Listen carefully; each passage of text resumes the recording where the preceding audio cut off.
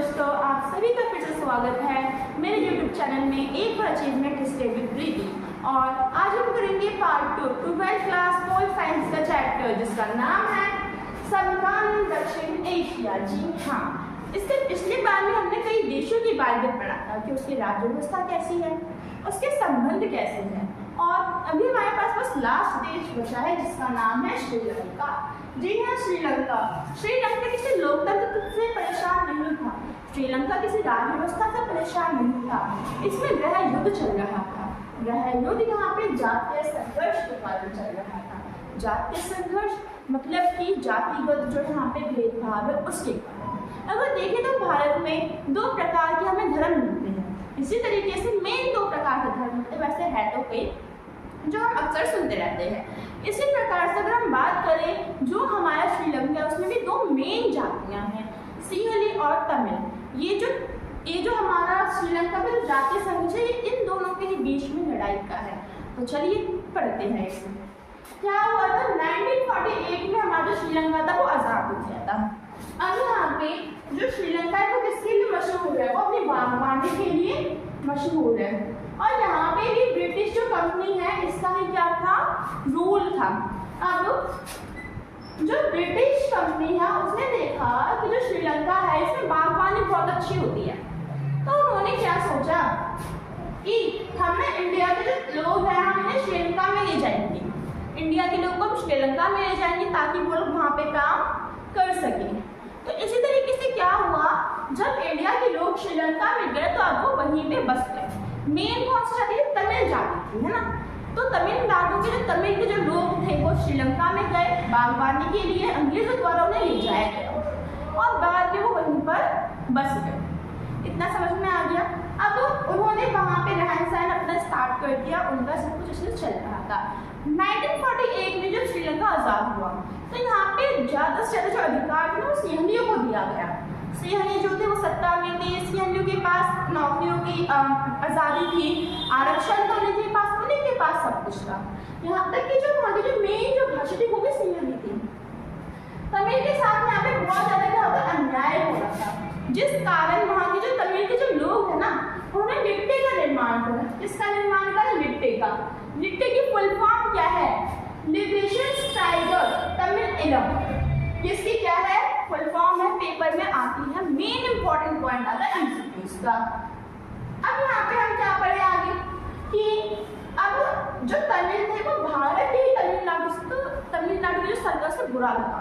उसने बाद में जाके उसने जो भारत के जो प्रधानमंत्री उनसे बोला, और उस वक्त इंदिरा गांधी। अब इंदिरा गांधी ने सोचा कि हमें भी कुछ करना चाहिए क्योंकि वो थे तो हमारे ही देश के ना।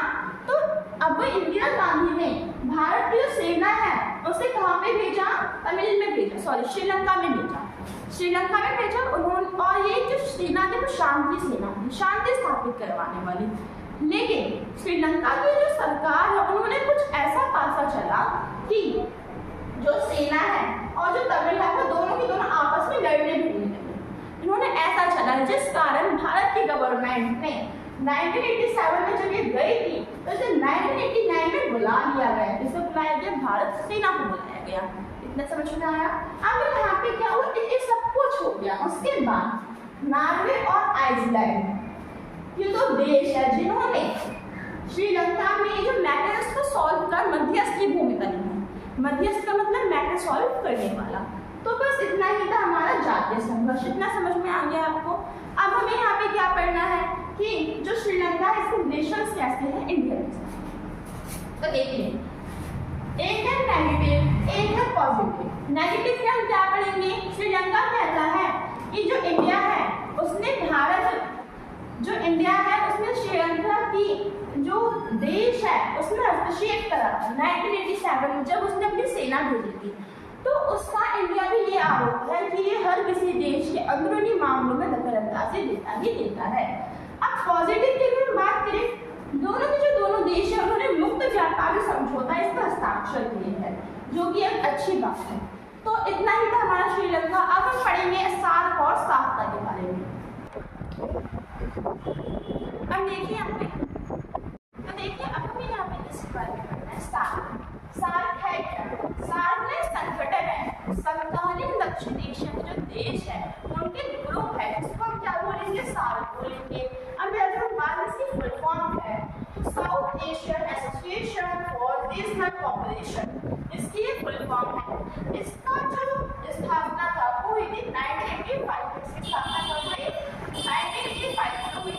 अब अगर हम बात करें कि ये है क्या, तो ये आपसी सहयोग का एक संगठन है। आपसी सहयोग का संगठन मतलब कि जो समकालीन दक्षिण एशिया में जितने भी देश हो उनके बीच एक मित्रवता बनाने के लिए एक संगठन आया है जिसका नाम है सार्क। अगर आगे बढ़े तो 2005 में जब 13वां सम्मेलन हुआ इसका सार्क का, जो अफगानिस्तान है वो भी सार्क में शामिल हुआ। कब हुआ था, 2005। अब इसमें कई प्रकार के समझौते किए गए। जब जब ये होता है तब इसमें कई प्रकार के समझौते किए जाते हैं। जैसे कि अगर मैं बोलूं तो यहाँ पे विकास के समझौते किए जाते हैं, जैसे कि हमारा वैश्वीकरण, व्यापार, आर्थिक, राजनीतिक जितने भी विकास है उन सब को। अब क्या हुआ, एक दिन 18वां सम्मेलन जो नेपाल में हुआ, इसका मुख्य लक्ष्य था शांति स्थापित करना देशों के भीतर। 19वां जो सम्मेलन था, 19वां सम्मेलन पाकिस्तान में हुआ, लेकिन इसका बहिष्कार किया गया लोगों के द्वारा क्योंकि इस समय वहां पे आतंकवाद जो हमला है वो बढ़ा।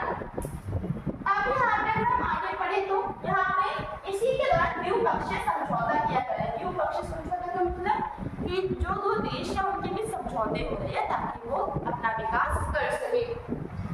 साफ्ता का भी निर्माण हुआ। साफ्ता के बारे में हम आगे पढ़ेंगे वो है क्या, और इसी के कारण जो पर्यावरण वो आर्थिक जो विकास है वो भी हो रहा है, जिसके कारण सार्क के कारण। ये जो हमारा देश है या फिर ये जो हमारा ग्रुप है, इसमें जो आतंकवादी है, जो उग्रवादी है, उनको खत्म करने के लिए भी किसका योगदान रहा है, सार्क का योगदान रहा है। अब हम पढ़ेंगे साफ्ता के बारे में। अब चलिए हम जानेंगे साफ्ता के बारे में। लास्ट टॉपिक है चैप्टर का, उसके बाद आता है चैप्टर क्लोज। तो देखिए जो साफ्ता है इसकी फुल फॉर्म क्या है, दक्षिण एशियाई मुक्त व्यापार सौदा या फिर समझौता।